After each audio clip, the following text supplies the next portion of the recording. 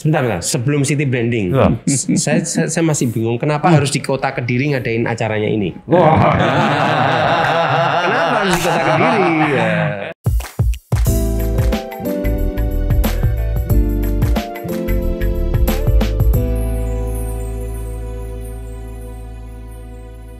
Assalamualaikum warahmatullahi wabarakatuh. Waalaikumsalam warahmatullahi wabarakatuh. Salam budaya. Salam budaya. Kali ini kita kedatangan tamu yang sangat istimewa sekali. Kita kedatangan tamu yang memang yang nggak biasa. Yang satu ini namanya Mas Dias. Ya, selamat sore Pak Wali. Selamat sore. Ya, beliau ini bukan hanya 5 aksara yang bisa, tapi 30 aksara. 30 aksara, bayangin aja. 30 aksara tuh kayak apa tuh? Nanti kita akan tanya. Lalu berikutnya juga kita kedatangan tamu Mas Heru. Selamat sore. Ini beliau ini sangat istimewa juga karena beliau ini saya dengar beliau yang mendaftarkan pencak silat di UNESCO. Salah satu. Ya. Nah, ini luar biasa. Mas Heru dan Mas Dias, saya pengen tanya nih, karena saat ini kita di Kediri ini sedang ada acara Road to Kongres Aksara Kawi Kota Kediri tahun 2022. Karena memang di Kediri ini banyak ditemukan prasasti-prasasti yang bahasanya Kawi. Jujur saja, saya sebagai orang awam yang tidak pandai sejarah itu dalam hati ini bergejolak karena banyak orang-orang bule kesini bawa kertas kalkir di belat gitu, kira-kira dia pengen mengartikan. Nah, saya dari kecil tuh juga gitu. Ini artinya apa ya, kira-kira seperti itu. Nah, hal-hal itulah yang membuat ternyata kita menyadari bahwa kita tidak hanya memiliki huruf kuno seperti Hono Coroko, tapi yang lebih kuno lagi juga ada, namanya huruf Kawi. Nanti saya ingin minta keterangan apakah yang saya pahami itu benar. Teman-teman juga mungkin memahaminya juga sama seperti itu. Nah, sekarang ini kan saya dengar kan ini mau digitalisasi gitu ya. Huruf itu kan mau didigitalisasi. Nah, apa sih sebenarnya pentingnya didigitalisasi menurut Anda berdua, kira-kira seperti itu? Mungkin dari siapa, Mas? Pak Heru dulu karena beliau di dalam hal ini yang fokus ke digitalisasinya. Oh, Pak Heru yang fokus ke digitalisasi. Betul. Pendalamannya di Mas Dias. Ya. Karena memang ini tadi saya orang IT, beliau orang budayanya. Langka ini. Jarang terjadi orang IT sama orang budaya. Tapi udah pas ini, setelannya udah pas. Udah. Kita udah sweetan gini. Jadi gini, sebagai orang IT, saya termasuk era awal industri IT di Indonesia. Pelaku industri. Era awal. Jadi era awal yang membangun industri internet di Indonesia. Nah, sebagai orang yang dari awal terlibat dalam teknologi informasi, khususnya internet, saya ngelihat bahwa ini momentum bagi apapun itu, sebagai sesuatu yang kita anggap sebagai jejak kita gitu, supaya terus terlibat atau supaya terus eksis di masa mendatang yang pasti akan terus semakin digital. Iya. Gitu. Jadi itulah pemikiran awal karena memang ini sebuah realitas yang saya temui di seluruh dunia. Seluruh negara-negara yang bahkan sudah umum menggunakan aksara Latin sebagai media tulis menulisnya, mereka memberikan pilihan aksara lokal, gitu, dan itu disosialisasikan ke masyarakatnya, gitu, bahkan termasuk Malaysia, dan yang disosialisasikan sebagai aksara non Latin sebagai aksara lokal mereka. Itu nama aksaranya Arabik Jawi. Yang dibikinnya sebenarnya mungkin ya di sini gitu ya, di tanah Jawa mungkin. Namanya juga Arabik Jawi. Nah, hal itu memicu satu passion buat saya gitu, untuk menjadikan aksara-aksara Nusantara yang lain gitu, untuk dibawa ke era digital, untuk supaya minimal diingat sama era-era generasi era milenial, juga kalau bisa ya dicoba lagi gitu, digunakan kembali gitu kalau bisa. Ya.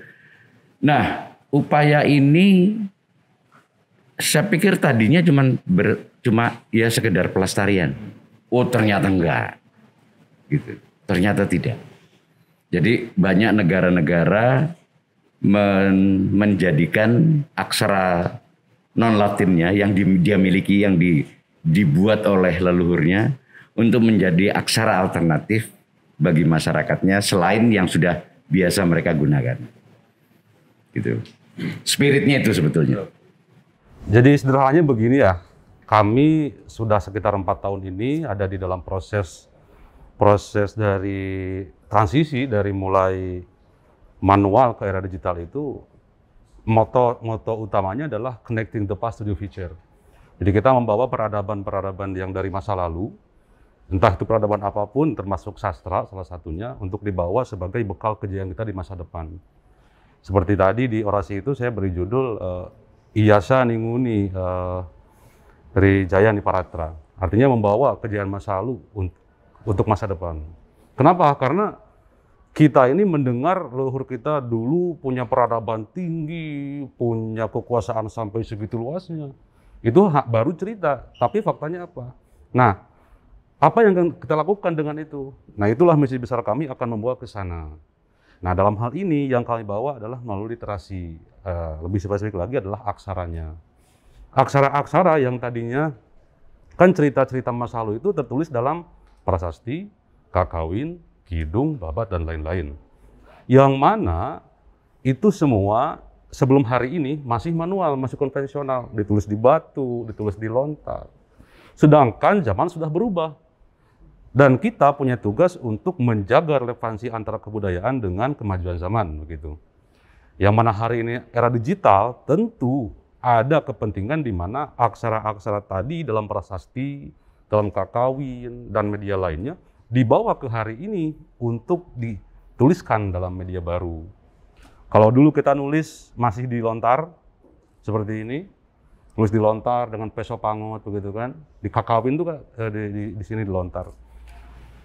Relevansi budaya dengan kemajuan zaman akhirnya ditulis di media kertas. Setelah media kertas, bisa nggak ditunjukkan ke kamera lontarnya kayak apa? Nah, dulu kan nulis di lontar. Nah, ini lontar nih. Betul. Ini lontar dari Bali, ini kebetulan. Dari daun ya ini ya? Betul, daun ental. Nah, seiring berkembangnya zaman, media tulis berganti. Menjadi umpamanya daluang. Setelah daluang ada kertas Eropa. Kertas Eropa baru kita mengenal hari ini yang namanya buku bergaris itu. Sedangkan hari ini kita sudah menginjak di mana media tulis itu masuk ke wilayah digital. Tentunya aksara-aksara ini pun juga harus berkembang sesuai dengan media hari ini. Maka mendigitalisasi aksara Nusantara sama dengan membawa ruh peradaban masa lalu untuk disiapkan ke masa depan. Jadi pada intinya tagline kami adalah apa? Connecting the past to the future. Baik. Oke juga tuh ya. Oh ya. Oke. Luar biasa. Saya boleh tahu nggak kira-kira di Indonesia nih, di Indonesia aja ya, yang bisa membaca dan menerjemahkan bahasa Kawi itu kira-kira ada berapa orang? Wah, kalau kira-kira aja, kira-kira. Secara eksplisit masih banyak, terutama di Bali, karena di sana ada, di Hudayana ada jurusan sastra Jawa Kuna. Tetapi lagi-lagi bahwa hari ini ketika bicara tentang kajian Kawi masih berkutat pada kajian sastra atau bahasa. Sedangkan kajian tentang paleografi, grafologi atau aksaranya itu sendiri belum ada. Okay. Kalau yang baca sudah banyak. Dari penelitian yang kami lakukan dari Pandi, paling tidak sekitar 30 aksara itu masih bisa kita temukan penutur dan penulisnya. 30 aksara. Tetapi tidak ada bangsa di dunia yang punya ini. Maksimum India cuman punya 15. Itu belum sama variannya, Om. Makanya Jawa, itu Jawa baru sendiri kita hanya bakal tahu Jawa aja gitu kan. padahal Iya. Jawa punya Padahal banyak ada varian. Jawa, Rikasaka, Cirebonan. Gitu. Nah, satu hal yang Enggak, ini kan pentingnya itu kan karena ya sekarang kalau saya nyari di Kediri kan sangat sedikit sekali orang yang bisa Iya. bahasa Kawi gitu kan atau membaca itu kan sedikit sekali ya. Sekarang momentumnya itu penting ya kayaknya. Iya, betul. jadi Ada yang bisa program, Ya. ada budayawan yang benar-benar awareness-nya tinggi, ingin mendigitalisasi. Ini sesuatu yang menurut saya sudah klop gitu ya. ya. Jadi bagus sehingga ini nggak punah dan kita bisa mengakui bahwa itu adalah milik kita semua gitu. Gini Pak Wali, saya tuh kalau boleh kalau kita lihat realitas, siapa yang masih bisa aksara Kawi mungkin masih di bawah angka 20 saat ini. Ya. Terus saya ngitung di generasi muda aja ya yang ada di Indonesia. Tapi kita jangan nyalahkan yang nggak bisa. Iya ya. Ya. Ya karena Kita hanya ingin fasilitasnya nggak ada. menyalahkan Kita tidak bisa. kenapa kita tidak bisa dan kenapa kita tidak memulai Betul. atau menyadari bahwa ini adalah budaya kita, lalu harus Iya. kita rawat, lalu ini seperti tadi yang dikatakan Pak Mas Heru bahwa ini bisa menjadi alternatif, entah itu alternatif kalau kita chatting atau kita apapun itu gitu. Nah, Kan gitu. momen inilah mungkin saya mohon izin nih Pak Wali menyampaikan apresiasi sama Pak Wali bahwa hal yang diperlukan dari para pemimpin bangsa dari tingkat daerah sampai tingkat pusat adalah kepedulian. Apa Pak? Kepedulian. Kepedulian, awareness-nya ya. Ya. Iya, kepedulian. Saya 2 tahun memulai kegiatan ini. Ya, sebetulnya Pandi nggak melakukan apa-apa, cuman ngumpulin teman-teman aja. Terus kami coba simpulkan, kami coba formulasikan. Terus saya bawa ke tingkat pusat. Ketika saya cerita dengan birokrasi di tingkat pusat, saya cukup punya pengalaman berkecimpung di dunia birokrasi. Meskipun saya bukan PNS. Iya, ya. Terus saya sampai setahun kemudian menyimpulkannya gini. Kayak cerita tentang konsep warna pada orang yang buta warna. Kebayang enggak rasanya Betul. kayak apa? Gitu. Memang di lapangan bukan tanpa ada rintangan Pak Wali ya. Betul. Yang mana aksara-aksara yang sedang kita kampanyekan ini sebagian besar adalah aksara arkaik.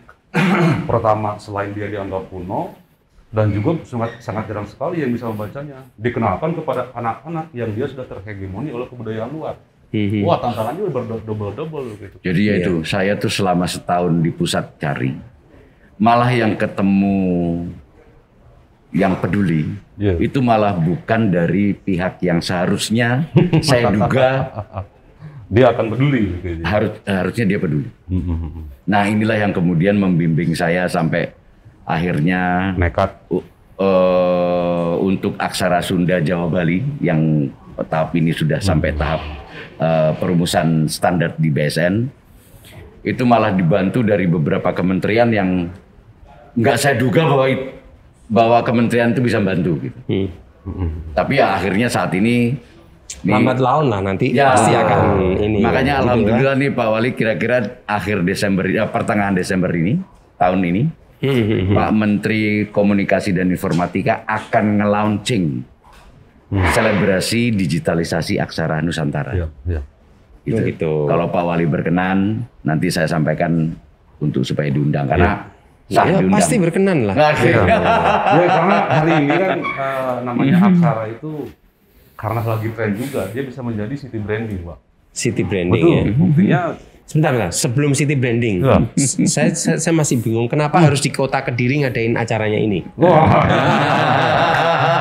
harus di kota Kediri? Ya. Saya dulu apa Kang Dias dulu yang jawab nih? Oke, Hah? saya dulu, Pak. Ya, Kang Dias mangga. dulu lah. Mangga. Setelah pengalaman di beberapa wilayah itu Pak Wali, beberapa kota itu ya sudah mulai tertarik dengan aksara gitu. Ada kota Jogja sebagai kota Hanacaraka, aksara Sunda dipegang oleh Jawa Barat, aksara Bali oleh Bali. Jawa Barat sudah mulai pakai. Betul sudah. Aksara itu ya? Sudah pakai. Nah, Saya lihat di jalan-jalannya tuh mulai ditulisin itu juga ya. akhirnya ketika kita masuk ke aksara yang sedang di dalam proses Unicode itu, aksara Kawi nih. Loh iya, aksara Kawi hampir lolos Unicode nih. Lalu siapa nih yang pegang begitu kan? Berkumpullah Pengampunya. Pengampu aksara Kawi siapa nih kira-kira cantolannya? Berkumpullah kami teman-teman pegiat itu mencari indikator-indikator tempat mana yang cocok untuk dijadikan sebagai cantolan atau siapa sih ibu yang mengampu aksara ini. Setelah berdiskusi banyak, ternyata yang tepat jawabannya adalah di Kediri. Salah satunya Kediri. Salah satunya di Kediri. Ya. Karena Betul. Ada jawabannya. Mungkin kita sepakat itu kan. Iya. Kediri. Iya. Salah satunya Kediri. salah satunya ya. Indikatornya adalah sementara ini yang terlihat city branding Kediri dalam kebudayaan salah satunya adalah tentang Panji. Panji, oke. Satu Panji. Bicara Panji ternyata naskah pertama yang berbicara Panji itu adalah Kakawin Semaradahana dan itu tentang Kediri. Satu Kakawin. Yang kedua, indikator kedua kita melihat dari bukti tertua. Bukti tertua prasasti yang menggunakan aksara Kawi ternyata adalah prasasti Harinjing yang ada di Harinjing. Desa, betul, di Sukabumi sekarang di Kepuh kalau tidak salah. Iya, ya. Ada namanya Dusun Sukabumi, Desa Siman tentang pembuatan Sungai Serinjing gitu ya. Betul. Sekarang namanya Serinjing, Pak Wali. Iya. Ya. Nah, jadi dulu Harinjing. Nah, yang ketiga Pak Wali, kita tahu yang namanya Mahakarya Kakawin di Nusantara itu salah satunya adalah Kakawin Baratayuda yang ditulis ketika masa Sri Mapanji Sri Haji Jayabaya oleh Panduru. Kakawin itu ditulis pada masa Kediri. Nah, transformasinya kan dulu Kakawin ditulis di Lontar. Ketika era Belanda, Kakawin yang dari Kediri yaitu Kakawin Baratayuda itu ini menjadi sentra penelitian-penelitian para sarjana bahasa zaman itu. Maka di sini Hendrik Kuning yang diterjemahkan oleh beliau adalah Kakawin Baratayuda. Oh iya, Baratayuda. Nah, ini karena apa? Ya karena dianggap karya sastra, salah satu karya sastra paling monumental dalam sastra Kakawin. Ini bukunya ya? Ini buku yang sudah diterjemahkan oleh Hendrik Kuning. Coba saya aslinya aksara. Saya harus megang, kalau nggak megang saya nggak berasa. Aslinya aksara Kawi. Betul. Dan itu aslinya aksara Kawi. Ini aslinya aksara aslinya. Kawi. Ini kan sudah ditransliterasi bahasa Belanda dan aksara Jawa. Aksara Jawa. Oh. Iya. Ini bahasa Belandanya, ini bahasa aksara Jawanya, ini bahasa Belandanya. Ini hebat banget nih. Tuh. Aslinya dari mana kan? Kakawin Baratayuda entah di mana yang asli. Dan yang berikutnya Pak Wali, indikator kenapa kita kembali ke Kediri, namanya juga Kadiri, kembali ke Kediri. Bahwa Kediri gitu ya. Betul. Kediri pernah mengalami satu masa di mana dia sebagai pusat literasi. 2 kali setidaknya ketika pusat literasi Kakawin. 3 sama ini nanti. Insya Allah loh ya. 3 sama ini. Yang kedua adalah masa ketika Kediri punya yang namanya Tan Kun Sui. Tan Kun Sui. Wah, ya. itu Tan Kun Sui di Jalan Doho ya. Betul. Itu saya sih lihatnya, ya saya lihatnya sih gini. Makanya saya bilang bahwa ini adalah Kediri itu salah satu gitu. Iya. Pilihan yang tepat. Pilihan yang memang kamilis. Betul. Yang tepat atau yang komplit? Harus dijawab ini. Yang dijawab yang komplit ya. Pertama merespon kami. Oh, alhamdulillah. Jadi dari beberapa yang kami approach gitu, kemudian datang kemudian ada respon. Ya. Yang pertama kali memang. Tapi memang di Kediri ini, mohon maaf nih, kita banyak nemuin prasasti-prasasti yang sekarang ada di museum kami itu juga. Nah, batu jadi yang memang gede-gede itu ya. Menurut beberapa peneliti yang saya kenal, prasasti terbanyak yang menggunakan aksara Kawi, yaitu ya di Kediri ya. Artinya kalau kami ambil kesimpulan bahwa kota Kediri ini kota aksara Kawi, boleh nggak? Wah. Sah-sah saja. Tapi sebenarnya gini, ada yang lebih seksi. Aksara Kawi itu induk atau babon dari seluruh aksara Nusantara ya, yang non Arabik. Non Arabik. Jadi Jadi pegon ya. Yang Arabik itu yang pegon Arabik itu ya. itu turunannya ada pegon, ada serang, ada iya. apa lagi? Ada Arabik Jawi gitu.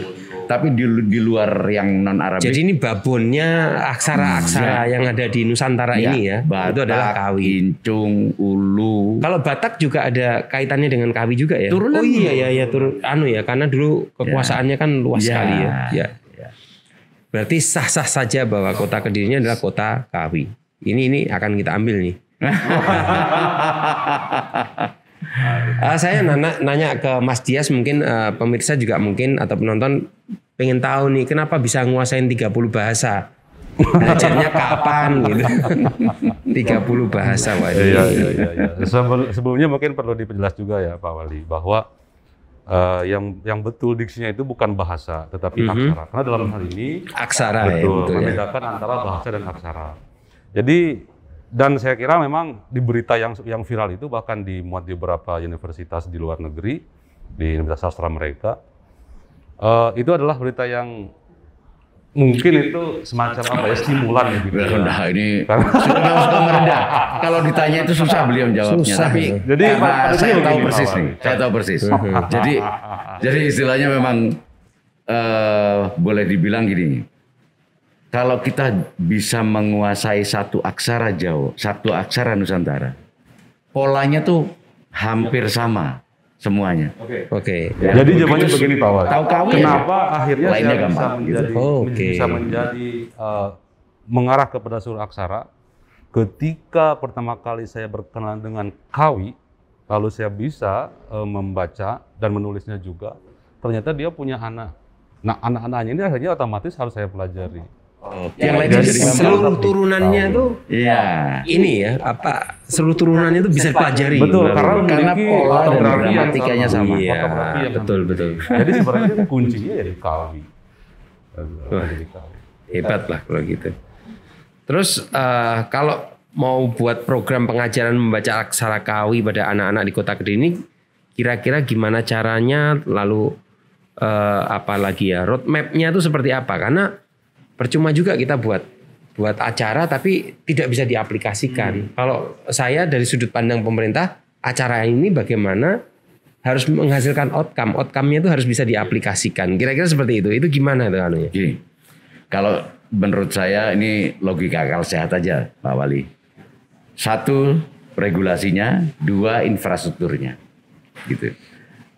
Pertama kita perlu sekali Pak Wali ada semacam regulasi bagaimana aksara Kawi itu bisa diajarkan ke generasi muda. Dan kita jangan berharap ke generasi yang udah pada bau tanah lah, Pak, ya. Nah, setelah regulasinya ada, mari kita beri fasilitasi kepada generasi muda gitu. Caranya gampang, hadirkan dia di handphone. Hadirkan dia di komputer. Sebagai media yang memang setiap waktu mereka menggunakannya. Karena mana bisa lepas anak-anak sekarang dengan platform digital. Entah itu handphone, iPad, tab, komputer gitu. Nah setelah kemudian regulasinya ada, fasilitasinya ada, yang saya sebut sebagai infrastrukturnya, baru kemudian kita sosialisasikan. Mudah Pak Wali ketika seseorang ngajarin kalau hadirkan aksara, di handphone tuh maksudnya gimana Pak? Nah ini pertanyaan yang saya tunggu memang. Jadi gini, ini kegiatan hari ini ya adalah yang disebut Pak Kongres untuk melakukan FGD, melakukan pembakuan. Karena tentu kita harus menyepakati pembakuan ketika bunyi K, bunyi Ga, bunyi Wa gitu. Itu harus disepakati. Ya, karena sumbernya kan banyak dan variannya mungkin beberapa. Nah, setelah disepakati, karena kan digital itu yang dikenal algoritma bukan karisma ya. Oke. Nah, setelah kita udah menyepakati, algoritma tidak mau ada ambiguitas. Betul. Nah, kemudian setelah disepakati standarnya, baik itu fontnya terutama, kemudian kita juga sepakati ketika dihadirkan di papan ketik, Oke. Ini taruh di mana, ini taruh di mana, ga taruh di mana, sa taruh di mana. Jadi sederhananya menghadirkan di handphone itu adalah mendigitalisasi tadi. Supaya ada di papan ketik. Supaya di papan. Iya. Sama seperti kayak huruf Jepang, huruf luar negeri, Korea dan segala macam kanji itu ya. Ya. Oke. Jadi setelah Coroko juga ada loh Pak. Sudah muncul ada. ya. Dia sudah ada. Jadi setelah udah ada dalam standarisasi, baru nanti kita bicara dengan pemerintah. Ini ada kesempatan bulan Desember nanti, Pak Wali. Kita bicara dengan pemerintah supaya pemerintah bersedia menerbitkan sebuah regulasi. Seperti yang dilakukan oleh semua negara lain, seperti di India. Setiap handphone setiap platform digital yang beredar di India, dan produk yang masuk di India atau produk apapun yang platform digital, ya harus mengakomodir aksaranya itu. Iya, keren. Jadi semua produk yang masuk di India yang digital atau mungkin produk juga harus ada aksara Indianya supaya ya itu bagus juga itu ya. Iya, kalau saya terutama mungkin beliau mewakili sebagai generasi, kalau saya mewakili generasi milenial, beliau kolonial. Nah, kolonial yang canggih tadi ya, kolonial yang di generasi milenial ini pengenalan terhadap aksara kawi itu minimal sekali mereka melihat, Pak. Salah satunya adalah diterapkan di sebenarnya itu hak ya. Kalau menurut saya itu hak produk yang masuk ke sini ya, dia harus menerangkannya dengan bahasa kita, dengan ini kita harusnya seperti itu. Nah teman-teman itu sekarang aksara kawi mulai mengenalkan dan banyak yang tertarik karena sudah diterapkan dalam perangkat-perangkat yang sedang digemari oleh generasi kami. Umpamanya kalau dalam fashion, sudah banyak kok teman-teman yang mulai mengaplikasikan aksara kawi untuk keperluan dekoratif sablon kaos umpamanya. Ya. Sudah banyak. Dan font yang dibuat oleh para pegiat aksara Nusantara, mereka juga sudah banyak membuat font-font yang sangat estetis. Bahkan ketika itu diterapkan di dalam umpamanya nama gedung atau nama produk itu sangat estetis dan bagus. Sesungguhnya Pak Wali bahwa aksara kawi hadir di platform digital tuh sebetulnya sudah ada yang mulai. Jadi saya kebetulan hadir di sini kawan-kawan dari Kediri, Trenggalek, Tulungagung. Beliau ini ikut hadir di sini ikut dalam rangka menyepakati standar gitu.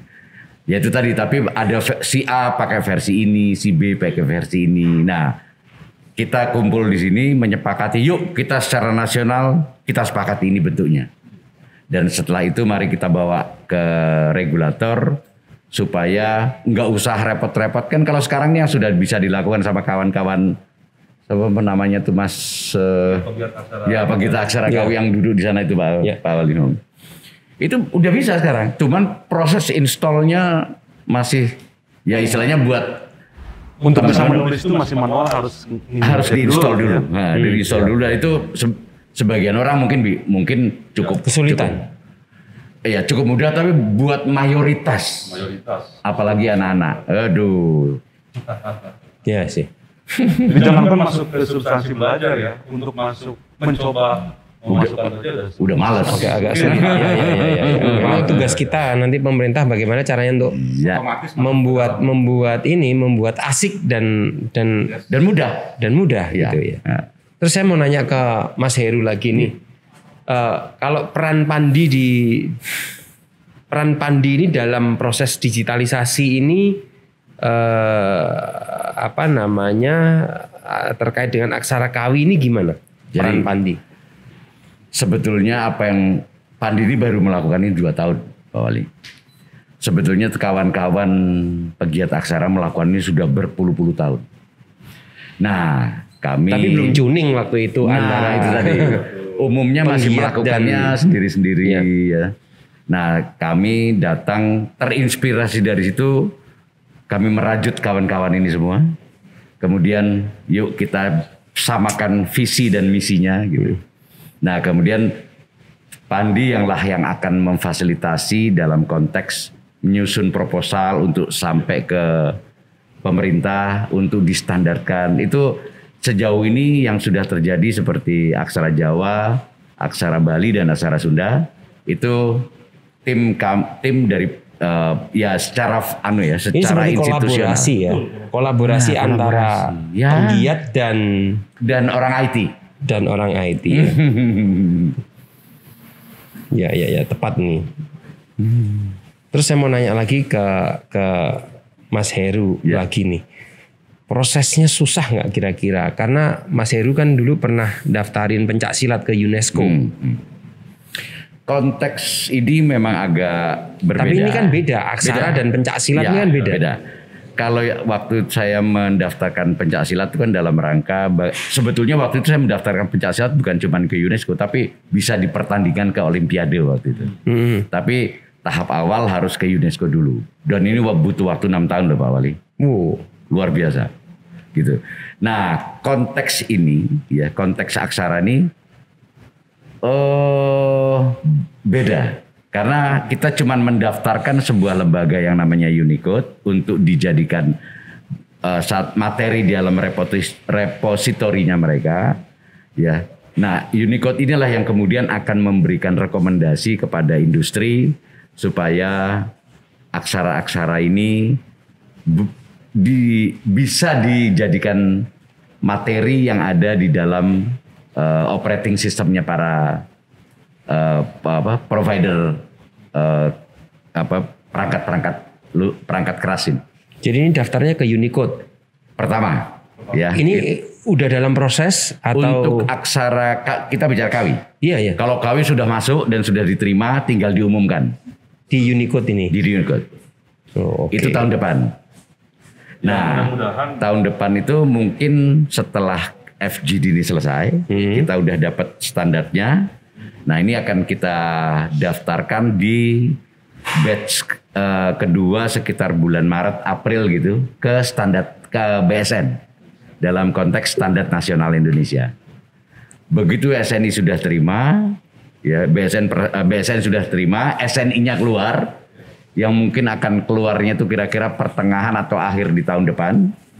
Nah, tahun selanjutnya Pak Wali regulasinya sudah siap. Mungkin 2023, 2024 pasti booming. Jadi yang sudah dilakukan ada di HP gitu loh. Iya. Jadi apa yang dilakukan oleh Pak Wali sekarang ini apa kita ya bareng sama kita ini bikin fondasinya, Mas. Iya. Karena aksara Kawi ini kan jika hari ini mungkin di kota-kota lain sudah banyak ya Pak Wali yang namanya penerapan maksud saya di pelang-pelang jalan itu di Sunda di Jawa Barat namanya pelang jalan itu atasnya beraksara Latin, bawahnya beraksara Sunda atau aksara daerah. Kalau di Bali itu lebih kuat lagi, yang atasnya aksara Bali dulu, bawahnya baru Latin. Nah di Kediri mungkin ketika sudah mempunyai city branding Kediri Kota Kawi, bisa jadi itu diterapkan di dalam penulisan nama jalan. Atau kalau berani seperti di Bali ya, nama-nama gedung. Kalau itu mah harus berani. Kalau masalah budaya itu harus berani. Karena kalau bukan kita, siapa lagi yang mau mengakui kan gitu kan? Nggak lucu kalau nanti diakui oleh orang lain gitu. Kira-kira seperti nanti kasusnya kayak Arabik Jawi itu, itu yang sekarang ngeklaim kan malah Malaysia. Iya, yang Arabik Jawi. Arabik Jawi. Padahal jelas tuh namanya. Jawi. Pasti di sini lah bikin. Padahal ada di tengahnya Jawi itu ada Sumatera dulu tuh. Jauh banget nih. Lalu saya mau tanya kepada Mas berdua, kira-kira Kongres Aksara Kawi ini nanti bentuk kegiatannya seperti apa? Tadi sudah disebutin bahwa ini cuman nge-matching aja antara persepsi bahwa ini apa. Betul. Kira-kira gimana? Benar nggak seperti itu? Saya atau ada yang lainnya? Ya, Kang, ya. Jadi gini, pastinya Pak Wali jangan sampai ketika ini sudah kita SNI-kan, kemudian ada polemik. Nggak boleh. Nggak lucu ya? Nggak lucu itu. Nggak lucu, bener-bener nggak lucu. Nggak lucu. Jadi aksara kita udah di SNI-kan, baru dipermasalahkan. Nah, ini enggak. Itulah sebabnya kami mengumpulkan para pegiat-pegiat ini untuk kumpul bareng-bareng. Yuk kita sepakati, ya bahwa nanti satu saat harus ada koreksi pasti. gitu ya. Karena mungkin ada varian-varian yang baru ditemukan gitu misalnya. Itu memungkinkan. Nah, tapi paling tidak standar awal harus kita sepakati dan standar ini jangan diprotes ya, gitu. Nah, dalam konteks itu, gitu, nanti pembakuan ini dilakukan harus lewat, ini pasti lewat satu perdebatan yang sengit dan bahkan ada cenderung ada debat kusir. Ini mungkin terjadi. Itulah sebabnya hadir para ya orang-orang kayak saya gini yang istilahnya mungkin bisa agak independen karena saya kan tidak punya keberpihakan pada varian yang A atau yang B yang C gitu. Hingga ya, seperti beberapa kasus kejadian yang lalu gitu. Yuk kita pikirin yang ke depan deh gitu. Nah, itu pola prinsipnya begitu. Nah, teknisnya monggo Kang dijelasin. Saya kira ini juga sudah masuk ke teknis dan substansinya memang seperti itu. Yang mana ketika bicara kongres itu adalah rapat tertinggi kan untuk membuat sebuah kesepakatan di luar organisasi ya. Nah, kenapa harus kongres? Kenapa harus kongres? Bahwa kongres sebagai rapat tertinggi ketika dia sudah diputuskan sudah tidak bisa diganggu-gugat oleh personal atas nama individu. Kalau dia menggugat, ya mungkin harus ada kongres lagi begitu. Atau salah sendiri dia tidak ikut kongres kemarin. Nah, yang akan disepakati di sana minimal satu bentuk cakrik atau langgam aksara Kawi yang mana yang akan digunakan ke depan nanti ini. Yang kedua adalah tentang penyepakatan tata letak keyboard. Tata letak keyboard yang akan diinjekkan atau dimasukkan ke dalam TKDN itu tadi Pak Heru ya. Terus hal-hal lainnya mungkin lebih kepada aksara Kawi ini nanti ke depan ketika diterapkan di pendidikan umpamanya itu berkaitan dengan transliterasi, terus membuat kamus, terus katalog naskahnya apa saja. Nah di kongres itu akan ada isi-isi atau muatan-muatan yang membahas tentang hal-hal tersebut. Kira-kira bisa nggak? Ini kan beda nih antara orang sejarawan budayawan yang memahami aksara Kawi dan orang IT. Kalau orang IT ini kan butuh standar. Betul. Kalau huruf A ya kayak gini A-nya. Kalau petik di atas dan koma di bawah ini kayak gini. Itu bisa nggak distandarkan kira-kira? Bisa. Jadi katanya begini, kita standarisasi itu tidak berarti mengeliminir varian yang lain. Bahwa standarisasi ini adalah kesepakatan yang juga mengakomodir seluruh varian. Jadi ketika bicara kaitannya ke digitalisasi ini, Kawi yang dihasilkan di kongres itu, saya kira tidak ada masalah. Dan semuanya bisa dilakukan. Bisa lah ya. Artinya bisa. Ya itu tadi kan nggak lucu misalnya untuk bunyi ga variannya ada 30 kan ya nggak lucu lah. Ya. Yuk saya pernah baca-baca tuh huruf kanji Jepang itu juga variannya kan tuh banyak sekali dan susah dipelajari tapi bisa distandarisasi kan. Berarti Kawi juga harus bisa distandarisasi. Pasti bisa. Gitu. Ya. Yang terakhir ini sebenarnya masukan untuk pemerintah kota, saya sebagai wali kota gitu ya. Kira-kira supaya kita nggak bias nanti, nggak membias. Kira-kira aksara Kawi nanti sebagai kekayaan atau modal city branding, aplikasinya itu nanti seperti apa? Bisa nggak kira-kira dikasih contoh supaya kita nggak salah untuk mengaplikasikan? Ini kan kaitannya dengan city branding. Iya. Saya dulu Pak Heru ya. Enggak. Jadi begini, nanti pengaplikasiannya Pak Wali ya. Kita ambil contoh, ini langsung ke teknis saja Pak Wali ya. Kita ambil contoh Selomangleng. Di mana di Selomangleng di sana ada prasasti di media batu bertuliskan aksara Kawi. Ketika hasil kongres ini sudah ada, SNI-nya sudah terbentuk, perangkat digitalnya sudah terisi aksara Kawi, maka ini inskripsi yang ada di dalam prasasti di Selomangleng itu bisa diterapkan ke digital, beralih media ke digital. Ketika sudah digital, dia bisa masuk ke pelajaran-pelajaran anak sekolah, dia bisa masuk diterapkan di museum.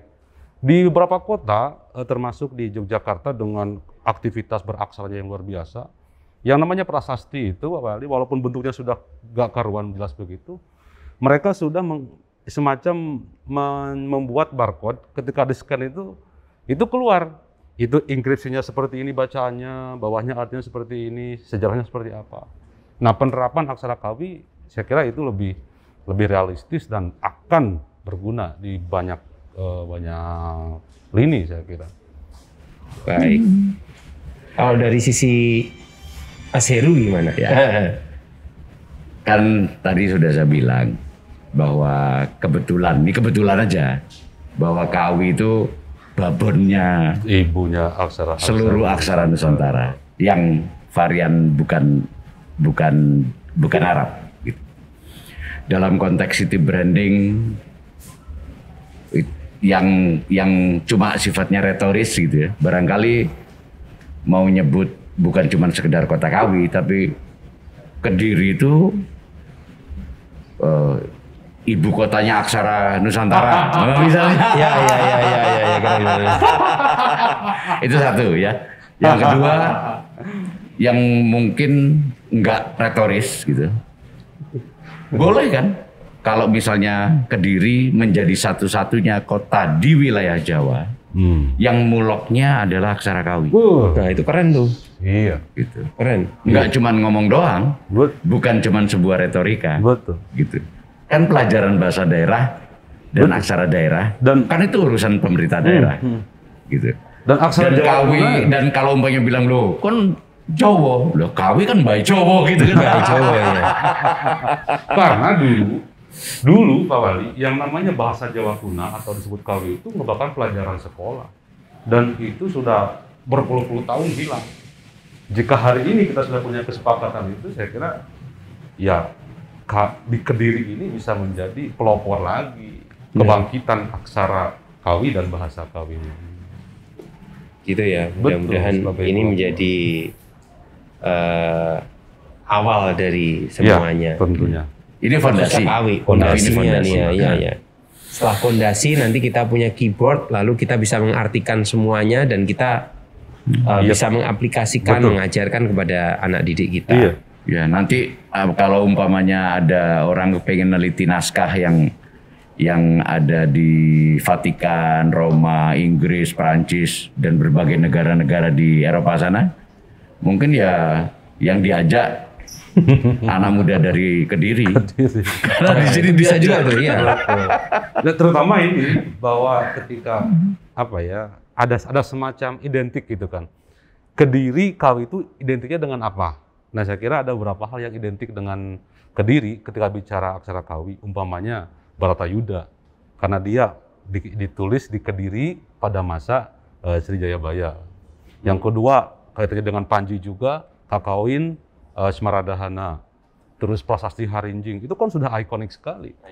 Jadi sudah ada ciri-ciri kenapa sih Kediri disebut kota Kawi. Kasihan loh Joyoboyo. Kita punya ini nih, kasihan Prabu Joyoboyo itu diasosiasikan sebagai dukun. Misalnya enggak lah. Karena iyalah yang terlihat ramal kan yang dikenal kan itu. Jongko Joyoboyo kan kasihan. Itu sebenarnya pemikiran besarnya beliau pada zaman itu. Memang pintar gitu. Tapi kan orang sekarang kan hanya menangkap permukaan. Oh iya ya, dulu tukang ramal gitu kan. Masa deh. Jangan-jangan orang Kediri tukang ramal semua gitu. Enggak, tapi pada intinya karena ini kita sudah di penghujung acara, saya ingin mengucapkan terima kasih atas acara yang telah diselenggarakan di Kota Kediri, bahwa ya aksara itu sebagian orang menganggapnya ini biasa. Tapi kalau menurut saya aksara itu, apalagi aksara Kawi, ini adalah cikal bakalnya dari semua aksara yang ada di Nusantara. Kecuali yang rootnya kecuali yang Arabik. Ya. Kecuali yang Arabik. Nah, oleh karena itu mau tidak mau kita mesti ambil peran serta untuk mendorong aksara Kawi ini digitalisasi. Karena kalau tidak pasti akan diakui oleh orang lain. Karena orang lain melihatnya bahwa banyak naskah-naskah yang bisa dipelajari. Ya. Sekarang pun semua naskah-naskah kuno sedang dipelajari semuanya. Tapi kita nggak menyadari hal itu. Nah, sekarang ini waktu yang tepat dan saya berterima kasih karena di Kota Kediri sudah dijadikan tempat untuk mengadakan Kongres Aksara Kawi. Ini mudah-mudahan menjadi hal yang positif dan membawa berkah bagi kita semua, khususnya warga Kota Kediri.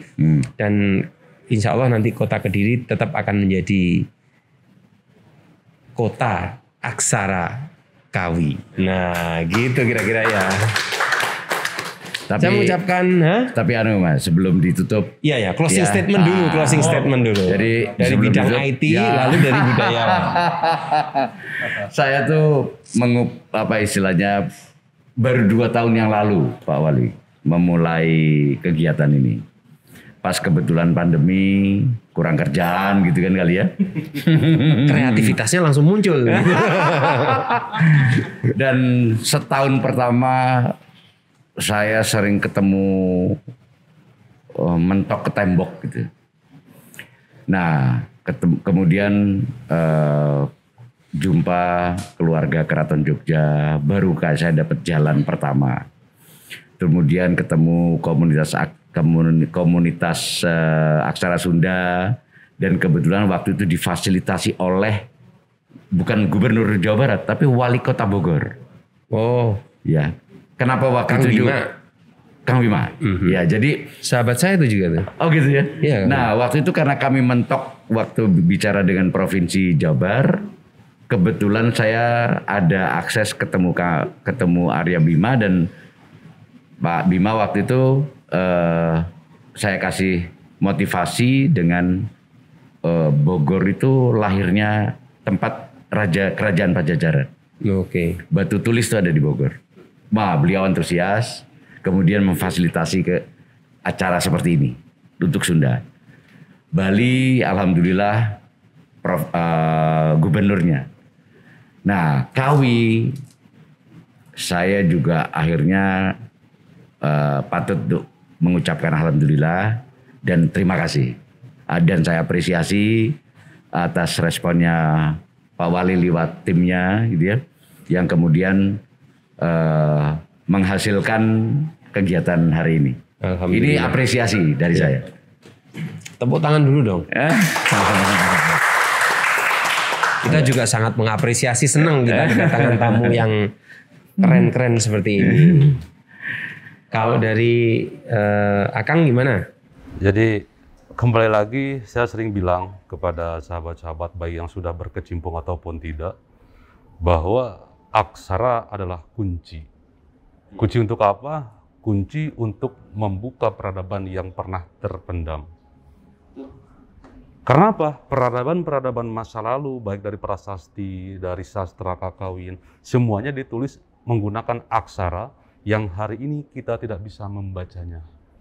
Maka ketika kita bisa mempelajari aksara, berarti kita sudah membuka kunci. Ya, dulu dan itu juga kayaknya dibuktikan sama Nabi Muhammad ya. Oh iya, kan gitu. Iqra. Bacalah. Iya loh Pak Wali. Kalau di Islam itu seperti itu. Iya. Saya tuh ngelihatnya gini ya. Sekarang ini kan anak-anak muda, anak milenial kita kalau ngelihat prasasti itu kan kayak tontonan. Padahal itu tuntunan. Saya juga. Karena ngelihat belum tahu di museum itu, ini gimana ya? Coba difoto di internet, difoto lalu di aplikasi kita scan gitu, nggak bisa juga. Kan kayak gitu tuh, karena memang itu tadi belum disepakati ini artinya apa gitu. Kedepan nanti Pak Wali, kalau sahabat-sahabat di penggiat IT yang juga paham aksara Kawi, itu nanti scanning gambar prasasti itu bisa otomatis nanti. Nah, ini yang kita tunggu. Ada OCR untuk scan aksara Kawi dari prasasti langsung. Siapa tahu kan intinya kan ada rahasia apa, ada ilmu apa, pengetahuan apa di situ yang dari zaman dulu itu sudah terungkap kira-kira gitu tuh. Ya, contohnya Bhinneka Tunggal Ika. Nah, ini saya bawa Sutasoma ini. Ini Sutasoma ini. Tapi ini salinan. Iya. Ini beraksara Bali. Tapi saya pengen megang. Saya pernah megang kitab Sutasoma. Tidak akan kesurupan loh. Nah, ini kitab Sutasoma. Kok nggak dari tadi sih? Ini salinannya. Betul. Ini salinannya. Ini beraksara Bali, tapi bukan Kawi. Aslinya Kawi. Ya, naskah aslinya jadi nih, wah ini Sutasoma. Kawi. Jadi kata Bhinneka Tunggal Ika Tanha Dharma Mangruwa itu ya dari sini. Betul, dari kitab Sutta Soma ini. Sutta Soma. Luar biasa. Jadi ingat Bhinneka Tunggal Ika ya. Saya kok jadi ini ya? Merinding. Karena dari dulu kan kita cuma baca aja diajarin sama guru sejarah. Ini kitab Sutta Soma. Dalamnya ada Bhinneka Tunggal Ika gitu ya. Bhinneka Tunggal Ika Tanha Dharma Mangruwa. Itu satu kebijaksanaan yang sangat tinggi dari para penjaga itu menempatkan keyakinan atau konsep-konsep keagamaan itu di atas Bhinneka Tunggal Ika. Bukan ini tapi itu.